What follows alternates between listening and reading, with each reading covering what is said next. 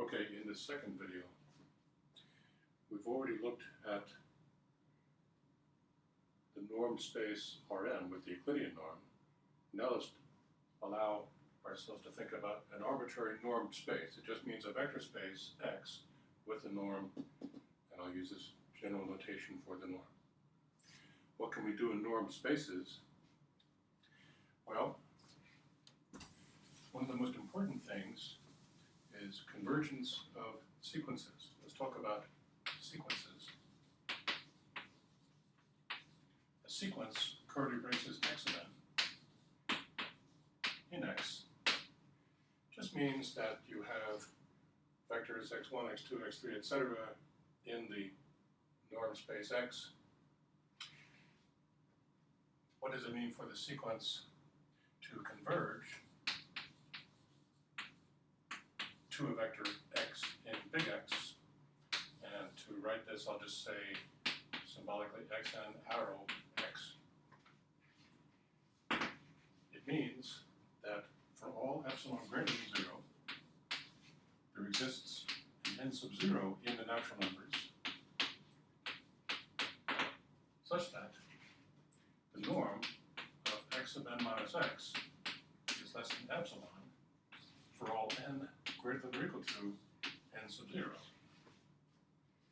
So from the n0th term onward, all the terms in the sequence are closer to x than epsilon. This obviously generalizes the first definition you saw for convergence of a sequence of real numbers in calculus. And it works the same way in any norm space X. And you probably saw at some point that a closely related condition is called Cauchy,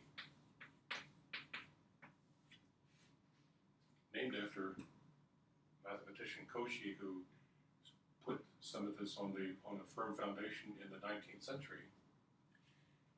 We say the sequence is Cauchy if, for all epsilon greater than 0, there exists an n sub 0 in the natural numbers such that the norm of x sub n minus x sub k is less than epsilon for all n comma k greater than or equal to n sub 0. So from the n sub 0th term onward, any two terms in the sequence are closer together than epsilon. You saw in calculus, when you studied convergence of sequences of real numbers, that for a sequence of real numbers, convergence is equivalent to this Cauchy condition. That's not true in arbitrary norm spaces. The first condition is stronger. So convergence always implies that the sequence is Cauchy.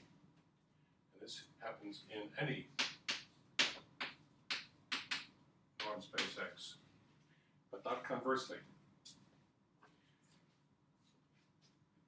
It turns out that in the real line,